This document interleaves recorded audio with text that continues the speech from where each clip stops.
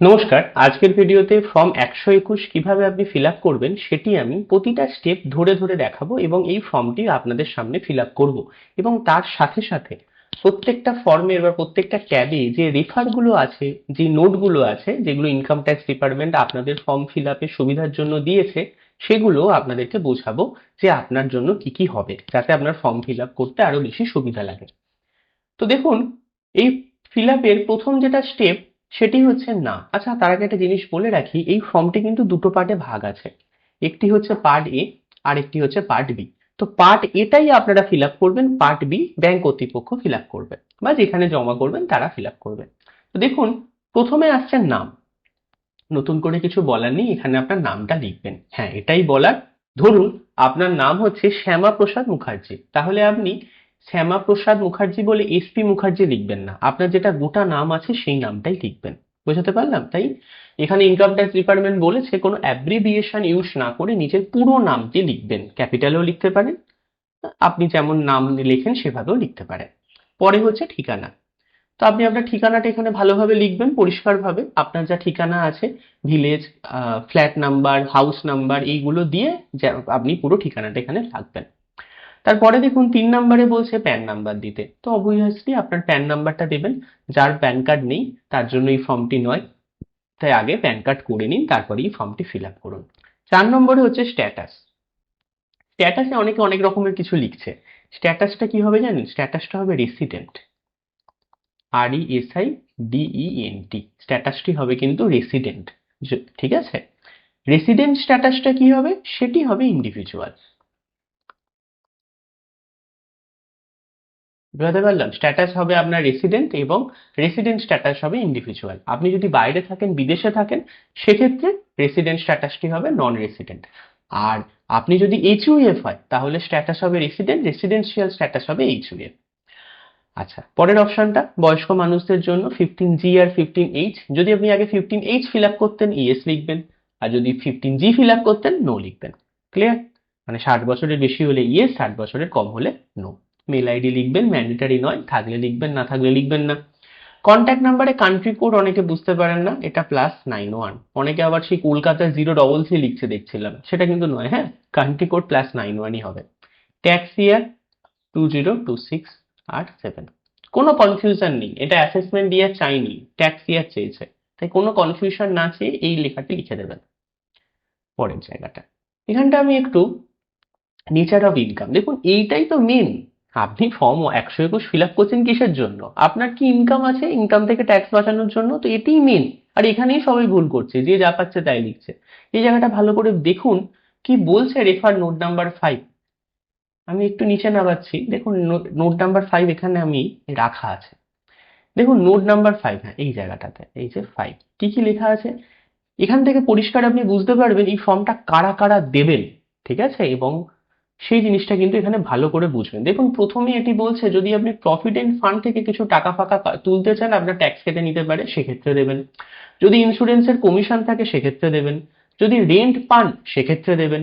যদি mutual fund থেকে SWP প্ল্যানের মাধ্যমে প্রতি মাসে মাসে ইউনিট রিডামশন হয় এবং ইউনিট রিডামশনের সময় TDS কেটে নেয়, সেক্ষেত্রে দেবেন।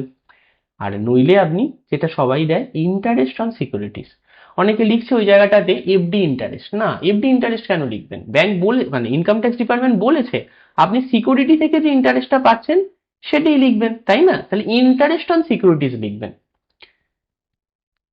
আচ্ছা, তারপরে এখানে পোস্ট অফিসের লেখা আছে। তো পোস্ট অফিসের জন্য এই ফর্মটি মানে অ্যাপ্লিকেবল, অন্য কোনো ফর্ম নেই। ঠিক আছে? তারপর যদি লাইফ ইন্স্যুরেন্স থেকে কোনো বোনাস পান সেক্ষেত্রে, অথবা স্টক, বিভিন্ন ধরনের স্টক যে ডিভিডেন্ড দেয় সেটাও তো TDS কেটে নেয়, আপনি সেখানেও কিন্তু এই ফর্ম 121 ধরিয়ে দেবেন, তাহলে ডিভিডেন্ড কাটবে না। তো এই জায়গাটাতে তাহলে কি হলো? Nature of income, interest on securities. দেখুন FD ইন্টারেস্ট লিখলেও কেউ আপনার ফর্মটা ছুঁড়ে ফেলে দেবে না, কিন্তু যেটা ইনকাম ট্যাক্স ডিপার্টমেন্ট যেভাবে ফিল আপ করতে বলছে সেভাবে ফিল আপ করলে আপনার জন্য সুবিধা হবে। তাহলে ইন্টারেস্ট অন সিকিউরিটিজ লিখবেন। লেখাটা একটু খারাপ হয়ে গেছে, তার জন্য মাফ করবেন। ঠিক আছে? নতুন ইউজ করছি পেন ট্যাব আপনাদের জন্যই, যাতে আরো ভালো ভিডিও বানাতে পারি। আচ্ছা, ভিডিওটা যদি ভালো লেগে থাকে একটু সাবস্ক্রাইব করে দেবেন, এখানে নতুন নতুন তথ্য পাবেন এবং আপনাদের বোঝার সুবিধা করে আমি একদম সহজ সরল ভাবে বোঝাবো, যাতে না কারো কোনো অসুবিধা না হয়। এবং চেষ্টা করব আপনার যা ডাউট আছে, যেমন ডাউট থাকুক না কেন, আপনি আমার ভিডিও নিচে কমেন্ট করুন, আমি উত্তর দেবই দেব। আমি যত ব্যস্তই থাকি না কেন, উত্তর কিন্তু আমি আপনাদের সবার কমেন্টে দিচ্ছি। আচ্ছা, 10 নম্বর কলমটা দেখুন, estimated income for which declaration is made. এটি কি হবে? এই যে ইন্টারেস্ট অন সিকিউরিটিস, মানে ওই যে ফিক্সড ডিপোজিটটা রেখেছেন তাতে যে ইন্টারেস্টটা পাচ্ছেন সেটাই লিখে দেবেন। যদি 10 লাখ টাকার ফিক্সড ডিপোজিট রাখেন 7% ইন্টারেস্ট পান, এখানে 70,000 টাকা হবে।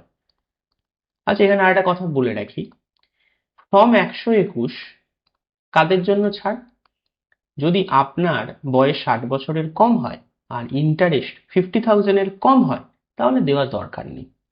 আর আপনার বয়স যদি 60 বছরের বেশি হয় আর ইন্টারেস্ট যদি 1 লাখের কম হয়, তাহলেও দেওয়ার দরকার। এর বাদে যা যা ঘটনা ঘটবে আপনি দিতে পারেন। Details of form 121 other than this form fill during the tax year if any. এটা খুব ইম্পর্টেন্ট একটা জিনিস। অনেকে মনে করে আমার 5টা ব্যাংকে এফডি আছে, আমি একটা ব্যাংকে দিয়ে দিলাম ফর্ম 121 আর 4টে ব্যাংক থেকে টিডিএস কাটবে না। তা কিন্তু নয়, আপনাকে ইন্ডিভিজুয়াল ব্যাংকে গিয়ে ফর্মটি জমা করতে হবে। হ্যাঁ, 70,000 টাকা পর্যন্ত, 50,000 পর্যন্ত তো আপনি ইন্টারেস্টে ছাড় পাচ্ছেন, ওর বেশি হলে জমা করতে হবে। তো এটি তার জন্যই। তাহলে এখানে ডিটেলস অফ ফর্ম নাম্বার 121, যদি আপনি অন্য ব্যাংকে, ধরুন আপনি এই ফর্মটি স্টেট ব্যাংকে দিচ্ছেন আর এর আগের ফর্মটি আপনি পোস্ট অফিসে দিয়ে রেখেছেন, তাহলে এখানে লিখবেন পোস্ট অফিস। বুঝতে পারলেন? এইভাবে লিখবেন। এবার ধরুন আগের ব্যাংকটি আপনি পোস্ট অফিসে দিয়েছেন আগের ফর্মটি, আর এইটা স্টেট ব্যাংকে দিচ্ছেন, তাহলে এটা লিখবেন যে এসবিআই। মানে এইখানে আগে যেখানে আপনি জমা করেছেন তার ডিটেলসটি এখানে দেবেন। Total number of field earlier, আগে যদি আপনি একটা জমা করেন একটা, যদি কোনো কিছু জমা না করেন 0। Aggregate income of form which 121 were fail. দেখুন 11B, 11Bতে কিন্তু বলছে এগ্রিগেট ইনকাম, মানে এইখানে প্রথমবার হচ্ছে আপনি যেখানে জমা করছেন তাদের ইনকাম, আর এখানে হচ্ছে আপনি যেখানে জমা করে এসেছেন তাদের ইনকাম। আমি ধরে নিলাম আপনি কোথাও জমা করেননি, তাই 0। আর এটাও 0, বোঝার সুবিধার্থে, নইলে কিন্তু গুলিয়ে যাবে। 12 নম্বর কলমে কি বলছি? Aggregate amount of income. এই যে এখানে যে একটা ডিক্লারেশন করেছেন আর এখানে যে একটা ডিক্লারেশন করেছেন, এই দুটো যোগফল। এখানে প্রথমটির জন্য 70,000, দ্বিতীয়টির জন্য 0। যদি আপনি ফিল আপ করেন তাহলে ফিল আপ করবেন, তো সেই অ্যামাউন্টে এখানে অ্যাড করে দেবেন, নচেত এটা 0ই থাকবে। ক্লিয়ার? পরেরটা দেখুন 13, এস্টিমেট টোটাল ইনকাম। এই জায়গাটা খুব ইম্পর্টেন্ট। বলছে আচ্ছা, বছরের সুদ তো আপনি ওখান থেকে পাচ্ছেন, লিখলেন, তো টোটাল ইনকাম কত করেন সেটাও জানান, তাই তো? জানাতে হবে তো। টোটাল ইনকাম এখানে কি লিখবেন? ওখানে আপনি লিখেছেন, এখানে লিখেছেন 70,000 টাকা। এর সাথে ধরুন আপনার কোনো পেনশন আছে বা কোনো কোথাও চাষবাস করেন, যা খুশি করেন না কেন, আপনি কিছু একটা করতে তো করছেন, তো সেই ইনকামটা বছরে লিখবেন। ধরুন বছরে আপনার 1 লাখ টাকা ইনকাম আর 70,000 টাকা সুদ পাচ্ছেন, তাহলে 1,70,000 টাকা লিখবেন। মনে রাখবেন এই জায়গাটা যদি 4 লাখের বেশি আপনি লিখে ফেলেন, তাহলে কিন্তু আপনার এই ফর্মটি অবৈধ। হ্যাঁ, 4 লাখ টাকার বেশি এখানে লিখে ফেললে এই ফর্মটার আর কোনো ভ্যালুই নেই। কারণ ফর্ম 121 তাদের জন্যই যারা ইনকাম ট্যাক্স রিটার্ন ফাইল করছে না, কিন্তু সুদ মানে 50,000 টাকার থেকে বেশি, তো এই যে ব্র্যাকেটটা মানে 50,000 এন্ড অ্যাবভ আর 4 লাখের নিচে, তাদের জন্য এই ফর্মটা। 4 লাখের বেশি হলে তো আপনি ইনকাম ট্যাক্স ফাইল করবেন, সেখান থেকে টাকা পেয়ে যাচ্ছেন, তো আপনার তো কোনো অসুবিধাই নেই। তাহলে কারা এই জায়গাটা ফিল আপ করবেন? এই মধ্যিখানের মানুষদের জন্য এই ফর্ম 121।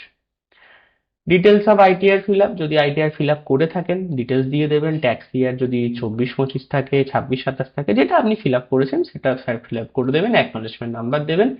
রিটার্ন ইনকাম, যে টাকাটা ডিক্লেয়ার করেছেন সেটা দিয়ে দেবেন। এইখানে আই আপনার নাম, আপনার প্যান কার্ড নাম্বার। আমি বারবার বলছি, নাম ফুল ফর্মে লিখবেন, বড় ভাবে লিখবেন, পুরো নামটা লিখবেন, প্যান কার্ড নাম্বারটা সঠিক লিখবেন, এখানে ইনকামটা 4 লাখের নিচে লিখবেন। এই তিনটে জিনিস মাথায় রাখবেন, ট্যাক্স কাটবে না। এই তিনটে ভুল করলে ট্যাক্স কাটবে। আচ্ছা, আর এইখানটাতে 26-27 হবে, এই জায়গাটাতে এটা লিখবেন। ফর্ম ফিল আপ আপনার হয়ে গেল ফটাফট, 2 মিনিট 5 মিনিটের জিনিস।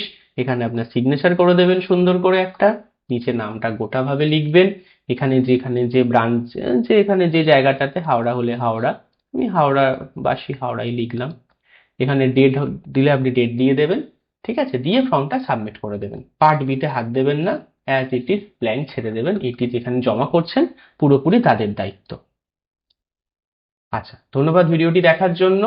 যা ডাউট হবে আপনি আমাকে কমেন্ট করে জানান, প্রত্যেকটা কমেন্টের আমি রিপ্লাই দেবো, কোনো অসুবিধা নেই। ধন্যবাদ।